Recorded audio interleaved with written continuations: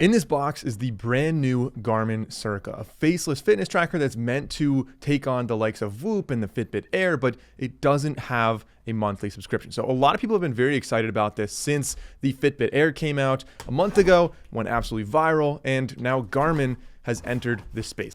So here is the box. This comes in 4 different colors. This one, of course, is the bluish color. There's also a French gray, which is kind of a creamy color. There's a black color. This comes in 2 different sizes, and Garmin not only has the wrist band, as this one has, but also a bicep band, which a Fitbit does not have. This costs $199, and like I said, has absolutely no required subscription. There is an optional one, and I'll talk about that later, but it doesn't withhold any information from you. It's just like extra workouts and some AI stuff like that. So the packaging is really simple. You just have the little manual right there. You've got the charging cable, which is the same as pretty much every other Garmin device out there. You can see the simple little 4-pin connector, which is great if you have other Garmin devices. And looking at the device, you can see on the back, that is where you plug it in. Again, just like all the other chargers. We have the Gen 4 heart rate sensor. This is going to be good for tracking heart rate, blood oxygen, a number of other things. This is meant to automatically detect your workouts. But the interesting thing on this one, which I was excited to see how this looked and felt, is this button on the right side. So you can see they added a button there, and I'll talk more about what that button actually does. It's really cool that none of the other ones have a button at all. Like you can tap the Whoop and it tells you the battery level, and same thing with Fitbit, but they don't have a button like this, and this does some really cool things. As far as how it connects, if you look at the inside, actually, let's look at the size first before looking at how it connects. So looking at it side by side next to the Whoop, it looks like the device itself is a little bit bigger. It might be very slightly, I don't think it is actually thicker because the clasp on the Whoop is a little bit larger. The band it comes with has a little bit of flex. And keep in mind, pretty much all of these are about the same size. You've got the Polar, you've got the Amazfit, you've got the Whoop. The only one that's a lot smaller is actually the Fitbit, which I've been wearing since it came out, testing it for the past month. But let's swap it out and see how this fits. Like I said, there are 2 different sizes. This is the large, extra large. I'll put my wrist dimensions on screen so you guys can see, but kind of a flexible band. Wow, extremely comfortable. I am gonna put the button on the inside so I can press it with my thumb, but that looks and feels very, very comfortable. This has a 10-day battery life. It's also rated for 5 atmospheres of water resistance, so you can swim with this, of course. It does not have GPS on board, but it has connected GPS. So if your phone is nearby, if you're running with your phone, it'll use your phone's GPS and the heart rate and the data from this. Now, looking at the back of this, the way it connects is actually really similar to the way the Amazfit connects. If I look at that one on the back, where you have these little pins, you can pull them out and you can swap it between, a number of different bands. So if you want to go to the bicep band, if you want to get some third-party ones on Amazon, you just pull these little pins, this comes off, and you're able to swap out the actual unit itself on any other band. Now let's plug this in and connect it to the app. So this uses the Garmin Connect app, the same app you've used with any other Garmin device you have. And what I'm going to do is tap on the top right. I'm going to add a device. It found it right away. I'll say connect. And by the way, this can not only connect to your phone, but it can also broadcast heart rate. So if you're riding like a Peloton or using other fitness equipment, it can pull the heart rate from the watch or from this device directly. And of course, you can choose if you're wearing it on your wrist or your arm and left or right. So I'm going to say my right wrist. Although technically, a lot of these devices are a little bit more accurate on your bicep. So I will be getting a bicep band and testing that in the future. And this does have auto detection for tracking workouts. Now, this is probably going to expand in the future, but at least right now, it should be tracking some basic things like running. And we can select up to 10 of our favorite activities. So I'll say walking, running, strength training. All right, so I've got 10 selected, and we can sync with our device. Now, while it's doing the update, a couple things I want to share. This has an alleged 10-day battery life. I will, of course, test this, and if you guys want to see my updated data analysis and everything after I've worn this for a couple weeks, be sure to get subscribed. I will be making a comparison video as well as an in-depth review of this after testing it for a while. But like I said, 10-day battery life. This has the Gen 4 heart rate sensor, so that is not the latest one. A lot of the more modern Garmin watches have the 5th gen, but they did add skin temperature sensing on here. And honestly, the Gen 4 heart rate sensor is still pretty accurate. So really the only thing you'll be missing would be like ECG and some of those extra health features that you see on the more modern Garmin Fenix watches. This also does have a vibrating haptic motor on the inside, so it's not going to be used for notifications from your phone. Instead, it's mostly going to be used as an alarm. So this has what they call a smart wake alarm. So you could say, wake me up at like 6 o'clock in the morning. But because this tracks your sleep and it does it fairly well, it'll know where in your sleep stage you are, and it'll wake you up at an ideal time up to 30 minutes before. So anytime between 5:30 and 6 a.m., if you say your alarm is at 6, it'll find the best time to wake you up, give you a gentle vibration, and then you can push the button to snooze it or to dismiss the alarm.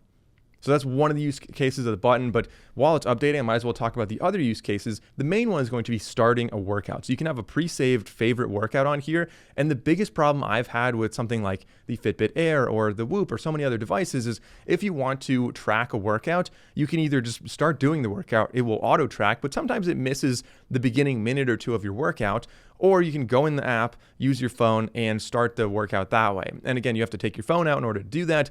This is kind of nice if you just go out for a walk and you're like, I'm going to go for a walk right now, but you don't really want to go through the hassle of starting a tracking. You just push the button, it'll start tracking, and you can push it again to end the tracking. And the haptic motor is also used, I believe, once every hour. It'll just give you a little buzz during the workouts, not when you're not working out. And the idea is here to remind you in case you forgot to end your workout that like, hey, it's still tracking. So if you feel a buzz and you're like, what's that about?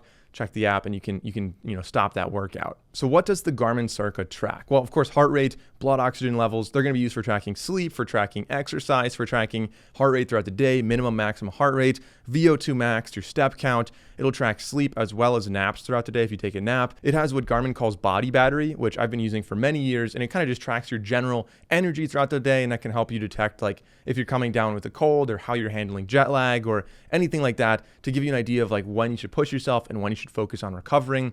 You also have fitness age, which kind of gamifies all of your workouts and shows you how old Garmin thinks you are.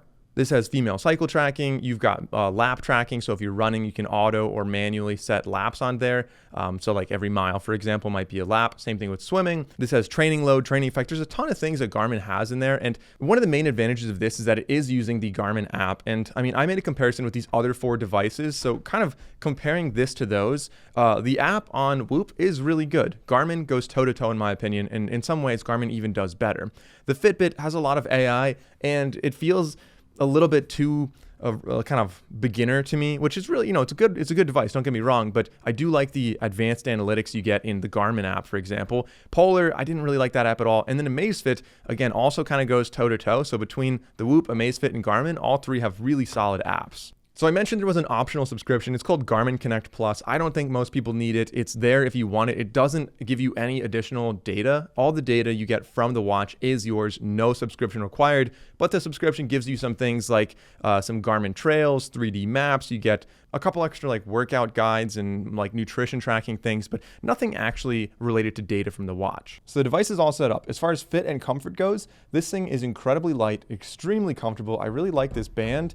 It feels like once it gets wet, it might take a little while to dry. So I'm going to experiment in some other ones, but this one's absolutely perfect for sleeping. Like there's really no pressure on the bottom, soft Velcro. There's a little bit of stretch to it. You can slide it up. Of course, you don't want to wear this directly on your wrist bone, ideally a little bit above that. And in the app, it actually tells you that you want the button facing towards your hands for the most accurate tracking during strength training, if you're doing a lot of strength training with this. Overall, comfort, fit, I think this is absolutely excellent on the wrist. I'm excited to try it on the bicep as well.